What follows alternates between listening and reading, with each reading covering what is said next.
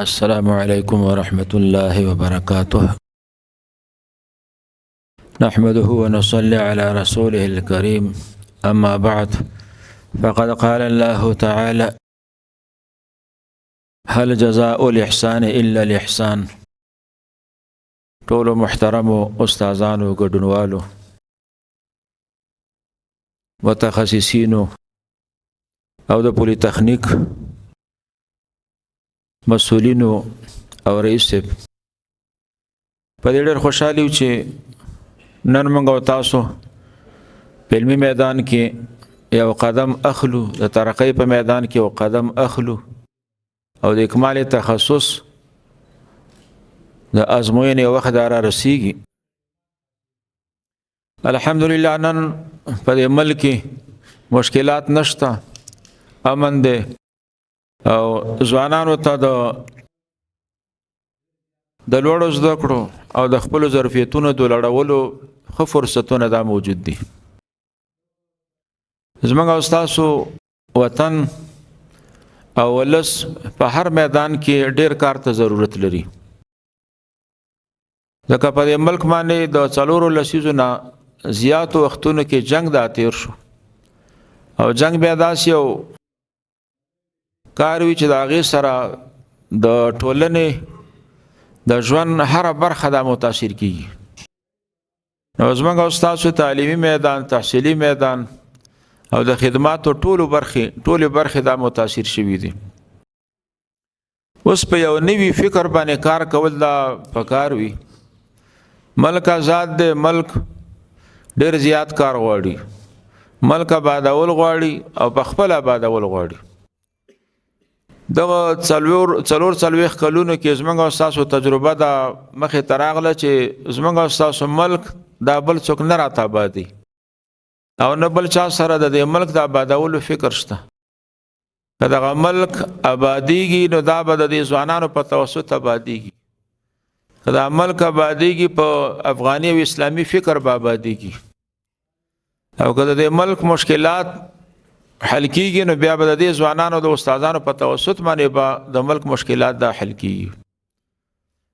د دې ولس په مشکلاتو کې یو لویه مسله، یو لوی مشکل، هغه مشکل د صحت دی. موږ او تاسو ګورو چې زموږ او تاسو وطنوال په زرګونه تعداد کې بهر ملکونو ته ځي او هغه په دې خاطر باندې دي چې زموږ او تاسو د ملک په دې میدان کې خودکفان نه دی، د وسایلو د نگاه خودکفان نه دی، دارنګې د ډاکټرانو د نگاه پوره خودکفان نه دی، څومره چې مثلا ګاونډیان خودکفا دي یا نور هیوادونه خودکفا دي. نو د دې لپاره په یو ډېر نوي سوچ او فکر باندې او په ډېر همت باندې کار کول دا پکار دي چې موږ او تاسو په دغه میدان کې په خپل کور کې څنګه خودکفا شو او د ولس اعتماد څنګه په دې ځوانانو باندې دا جوړ شي، په دغه خپل ځوانانو باندې اعتماد جوړ شي او بهر ته د تلو کوشش نه کوي. خلک د اویزو د پاره ډېرې پیسې ورکوي، د علاج د پاره ډېرې پیسې پیدا کوي، کورونه خرڅي، پټي خرڅي، کوشش کوي چې د علاج د پاره بهر ملکونو ته لاړ شي. دغه بهر ملکونو ته تلل دا د مستۍ نه وي، دا د مجبورۍ نه وي، د خلکو مجبوري ده او خلکو دا احساس کړی ده چې زما علاج به هر ملک د اخ کېږي د دې ملک نه. نو که چېرته دغه ځوانان خواري وکړه او دومره کوشش وکړه چې د خپل ولس اعتماد حاصل کړه، نو بیا به دغه زموږ او ستاسو وطنوال دا به د علاج دپاره بهر ته نه ځي، لکونه روپۍ به د ځان سره نه وړي چې بهر ته علاج دپاره لاړ شي، خپل کور او پټۍ به نه خرڅي، په لږو روپو باندې به زموږ او ستاسو وطنوال دلته په خپل وطن کې به د هغوی علاج به کېږي او د هغوی هغه مشکل دا به حل کېږي. نو دا ډیره مهمه ده چې تاسو د دې مقصد لپاره خواري وکړئ چې څنګه موږ وکولی شو چې د خپل ملک په خپل کور کې خودکفا وګرځو او د ولس اعتماد هغه حاصل کړو. په دې هیوادونو کې تاسو ته معلومه ده چې د صحت په میدان کې، د خوراک په میدان کې هر ملک او هر حکومت او هر نظام انتهایی زیاته سختی کوي او دا په دې خاطر باندې چې دا مسله د انسان په ژوند کې دا ډیره مهمه وي. یو ډاکټر وي هغه قابل نه وي، صحیح علاج ونه کړی شي، صحیح دوا استعمال نه کړی شي، نو هغه مریض ته د صحت په ځای باندې نور نقصان دا رسیږي. نو په دې خاطر باندې د هر نظام واکمن په دې میدان کې انتهایی زیاته سختی کوي، په نورو میدانونو کې گزاره کوي، خو د ډاکټرۍ په میدان کې هیڅ گزاره نه کوي، کوشش تا کوي چې داسې نااهله ډاکټر معاشرې ته وړاندې نشي. نو په دغه اساس باندې موجوده اسلامي نظام دې ته هم فکرمند دی چې په دې ډاکټرانو سره ډېره خواري وشي، په دې کې تشخیص وشي، په دې کې وړ شخصیتونه معاشرې ته وړاندې شي چې د مسلمانانو خدمت وکړي. د ازموینو ملي اداره په دې میدان کې فکرمنه ده چې څنګه ځوانانو ته سہولتونه پیدا کړي.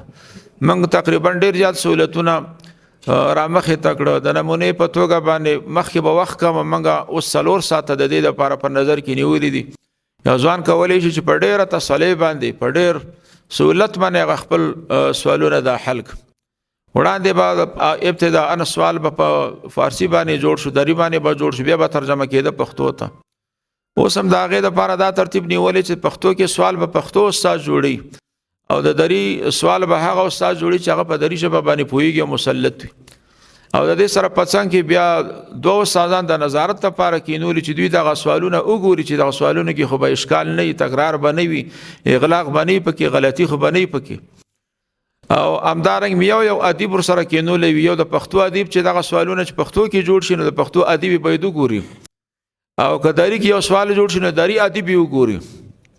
دا سم نور سہولتونه په نظر کې نیولي، کوشش تا کوو چې ځوانانو ته سہولتونه پیدا شي او څوک د امتحان مشکل ونه لري چې دلته امتحان ته راشي او دلته مشکلات دي.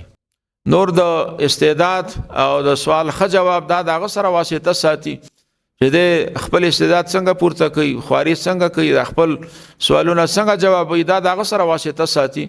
خو دا چې زموږ له خوا نه د ادارې له خوا نه باید ته پوره سہولتونه وي او د ډېره مطمئنه او ارامه فضا کې دی وکولی شي چې هغه سوالونه دا حل کړي.